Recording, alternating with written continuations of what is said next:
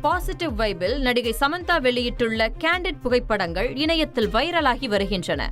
தமிழ் மற்றும் தெலுங்கு சினிமாவில் முன்னணி நடிகையாக இருக்கும் சமந்தா மயோசிட்டிஸ் எனும் தசை அழற்சி நோய் காரணமாக சினிமாவிலிருந்து சில காலம் விலகியிருந்தார். தற்போது மீண்டும் அவர் பிஸியாக படங்களில் நடிக்கத் தொடங்கியுள்ளார். இந்நிலையில் நடிகை சமந்தா தனது இன்ஸ்டாகிராம் பக்கத்தில் பகிர்ந்துள்ள புகைப்படங்கள் இணையத்தில் வைரலாகி வருகின்றன. கடற்கரை ஓரத்தில் செல்ஃபி வீடியோ எடுத்து வெளியிட்ட நடிகை ரைசாவின் வீடியோ தற்போது இணையத்தில் பரவலாக வைரலாகி வருகிறது.